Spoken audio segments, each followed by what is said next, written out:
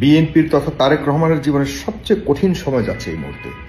নিঃসন্দেহে কঠিন সময়, কারণ তার সবচেয়ে বড় সিদ্ধান্তগুলি দলের মধ্যে নিতে হচ্ছে তাকে, যে কাকে সে নমিনেশন দিবে।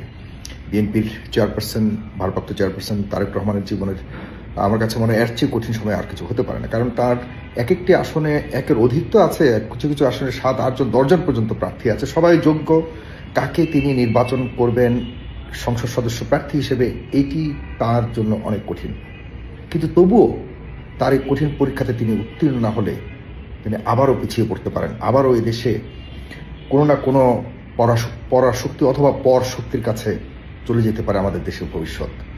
উনি যদি ভুল করেন কোনো কারণে সঠিক মানুষকে নির্বাচন করতে, প্রার্থী হিসেবে বাছাই করে নিতে, চূড়ান্ত করতে, তাহলে মনে রাখতে হবে এই বিএনপি সরকার যদি সামনে নির্বাচনের মাধ্যমে সুযোগ পায় সরকার গঠন করার জন্য, সেটিও কতটুকু টিকবে, কতদিন টিকবে, কতটা শক্তিশালী হবে, কতটা সার্বভৌমত্বের নিজস্ব অধিকার নিয়ে মোকাবেলা করতে পারবে আন্তর্জাতিক সম্প্রদায়কে। সবচেয়ে ইম্পর্টেন্ট বিষয় হলো যে কতটুকু ভারতের মতো একটা দানব শক্তিকে মোকাবেলা করতে পারবে এবং পার্শ্ববর্তী দেশে ডিল করতে পারবে।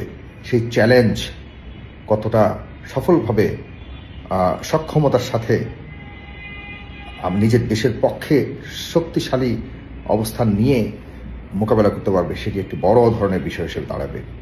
জনাব তারেক রহমান, আপনি আপনার আগের তুলনায় আপনি এখন শতভাগ একজন পরিপূর্ণ মানুষ তো বটেই, পরিপূর্ণ একজন নেতা হিসেবে আপনি আবির্ভূত হয়েছেন।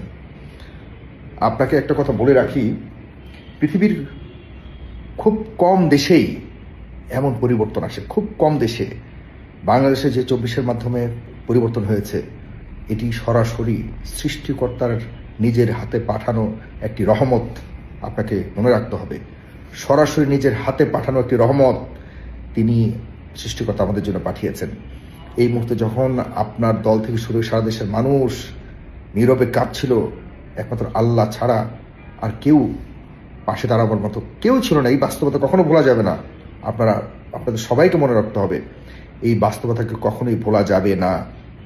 তখন সরাসরি যে রহমতের মতো করে এমন একটি পরিবর্তনের সুযোগ দিয়েছে বাংলাদেশের এই 18 কোটি মানুষকে, এটিকে যদি কাজে না লাগাতে পারেন জনাব তারেক রহমান, তাহলে কিন্তু এদেশের 18 কোটি মানুষের ভাগ্য বিচ্ছিন্ন হয়ে যাবে এবং আমরা বিচ্যুত হয়ে যাব। আমাদের দেশ হিসেবে, দেশের জনগণ হিসেবে, নাগরিক হিসেবে আমাদের যে ন্যূনতম লক্ষ্যবস্তু থাকে সেগুলো থেকে বিচ্যুত হয়ে যাব, এবং এই বিচ্যুতর লাইন কবে যে আবার সঠিক জায়গায় আসবে এটা আমরা কেউই জানবো না। এই সব কিছুর বর্তমান সময়ে সবকিছু নির্ভর করছে আপনার উপরে, আপনার দলের উপরে, বিশেষ করে আপনার উপরে। আর আপনার উপরে নির্ভর করছে আপনি কার হাতে আপনার এই ট্রেন ছাড়বেন, কারা আপনার সাথে এই ট্রেনে যাত্রী হবে, আপনার সরকারের যাত্রী হবে, সেটিকে আপনাকে খুব স্পষ্টভাবে ভেবে চিনতে আপনাকে বিবেচনা নিতে হবে। আর 2 দিনের মধ্যে আপনি চূড়ান্ত করছেন কে হবে আপনার সংসদের এমপি। আপনি যাকে চূড়ান্ত করবেন অনেকে মনে করে তারাই হয়তো সামনে এমপি হবে।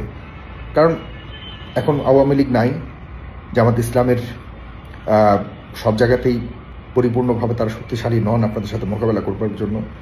শুধুমাত্র আপনারাই হয়তো বেশিরভাগ জায়গায় শক্ত অবস্থানে রয়েছেন।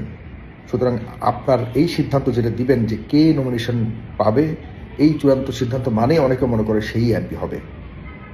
সুতরাং নির্বাচনটার চেয়েও, জাতীয় নির্বাচন যে ইলেকশনের জন্য আমরা প্রস্তুতি নিচ্ছি, সেই ইলেকশন ফেব্রুয়ারিতে যেটা হবে, এর চেয়ে বেশি ইম্পর্টেন্ট হলো আপনি আজকে যে সিদ্ধান্ত নিচ্ছেন। এবং আপনাকে আল্লাহ এমন একটা চমৎকার জায়গায় নিয়ে দিয়েছে যে আপনার এককভাবে আপনি সিদ্ধান্ত নিতে পারছেন, কারণ জনগণ আপনার পাশে আছে। আপনার দল থেকে এখন কেউ গিয়ে কারোর সাথে আঘাত করে আপনাকে চাপে রাখবে, আপনাকে পরাশক্তি অথবা অন্য কোনো দেশের শক্তি দিয়ে আপনাকে চাপে রেখে আপনার এমন একটা আপনাকে জিম্মি করে রাখবে যে এটা থেকে আপনি বের হতে পারবেন না বলে তাদের কাছে আপনি জিম্মি হয়ে যাবেন এবং আপনার সিদ্ধান্ত নিতে সমস্যা হবে, এরকম কোনো ধরনের সমস্যা আপনার নাই।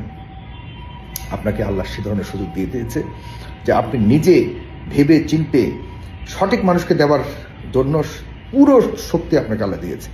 কেউ আপনাকে এসে জিজ্ঞাসা করবে না, প্রশ্ন করবার সুযোগ নেই যে আপনি অমুককে কেন দিলেন। আপনাকে আমরা বলছি না যে আপনি আওয়ামী লীগের কাউকে দেন, আপনাকে বলছি না আপনি জামাত ইসলামের কাউকে দেন, আপনাকে আমরা বলছি না আপনি এনসিপির কাউকে দেন, আপনি বিএনপি থেকেই দিবেন। তবে যোগ্য মানুষটাকে দিন নমিনেশন। যোগ্য মানুষের যে মানুষটা পরীক্ষিতভাবে আপনি প্রত্যেকটা মানুষকে সেখান থেকে লন্ডন থেকে বসে বসে আপনি সবসময় পরিলক্ষণ করেছেন, আপনি সবসময় ভেরিফাই করেছেন, সবসময় জানবার চেষ্টা করেছেন যে কে কি ধরনের কাজ করছে, কে জনগণের জন্য কাজ করছে। আপনার আজকে সুযোগ, এই দিন, আজকে এই সময়টা আপনার মনে রাখতে হবে। সুতরাং আপনি এখন কাউকে যাচাই করবার জন্য বহুদিন আর বহু কষ্ট করে যেতে হয় না, জানতে হয় না। খুবই সামান্য একটা টেলিফোনের মাধ্যমেই কিন্তু আপনি আপনার তৃণমূল নেতাকর্মীদের কাছ থেকেই জানতে পারবেন কে কি করেছে গত 15 বছর। গত 15 বছরের ফলাফল যদি আপনি দিতে পারেন, সামনের 15 বছর আপনাকে মানুষ পুরস্কৃত করবে। কারণ কৃতকর্মের উপরেই আপনাকে যাচাই করতে হবে, বাছাই করতে হবে।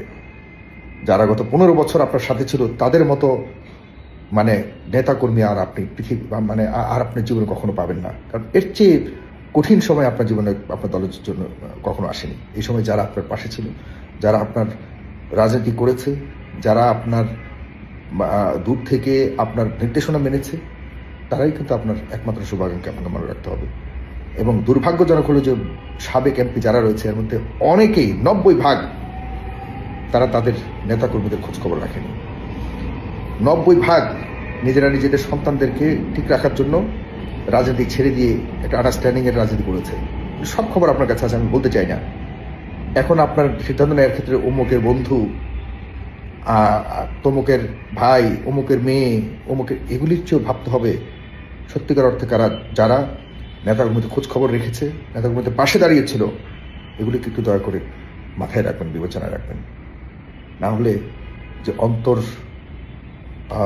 কান্না, যেটা চাপা কান্না আপনার নেতাকর্মীদের আপনাকে হয়তো দেখাতে পারবে না যদি আপনি ভুল সিদ্ধান্ত নেন, তবে এই কান্না যদি আপনি ভুল সিদ্ধান্তের কারণে এই কান্নাগুলি একত্রিত হয়ে একদিন বিস্ফোরণ ঘটবে যদি আপনি ভুল সিদ্ধান্ত নেন। আপনাকে, আমি একজন সচেতন নাগরিক হিসেবে, আপনার দলেরও কেউ না, আমি আপনাকে সরাসরি গিয়ে বলার মতো কোনো আমার প্রয়োজন নেই, আমি চাইও না সে পর্যন্ত যাওয়ার কোনো বা কারার। কারণ আমি যেহেতু এই সাধারণ মানুষ নিয়েই সবসময় কাজ করি, সাধারণ মানুষের মাধ্যমে আপনাকে আমি খবরগুলি দিতে চান জনগণের পক্ষ থেকে।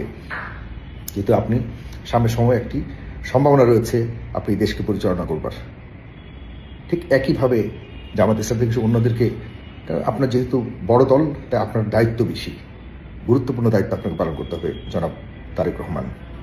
প্লিজ একজন নগণ্য শুভাকাঙ্ক্ষী হিসেবে আমার কথাগুলো দিয়ে বিবেচনা রাখবেন। কারো কাছে মাথা নত করার কোনো প্রয়োজন নেই, আপনার সেই প্রয়োজনীয়তা কোনোভাবেই নেই বর্তমানে। আপনি এখন সরাসরি ঐশ্বরিকভাবে আপনাকে এই শক্তি দিয়েছে যে যাও, তোমার সিদ্ধান্ত চূড়ান্ত সিদ্ধান্ত, আর জনগণ তোমাকে এই সিদ্ধান্ত নেওয়ার ক্ষমতা দিয়েছে। এর চেয়ে আর শক্তি কি হতে পারে? প্লিজ ভুল করবেন না, প্লিজ। এই দেশের ভবিষ্যৎ আপনার হাতে অনেকটাই। এই দেশের মানুষ কি ভালো থাকবে, নাকি আবারও একই সংকটের মধ্যে মানুষকে যেতে হবে? এদেশের মানুষ আর সইতে পারবে না, সেই শক্তি আর নাই আগের মতো করে কোনো ভুল মানুষের শাসনে শোষিত হতে। আমরা চাই একজন ভালো শাসক, আর শোষক চাই না। ধন্যবাদ। সালাম।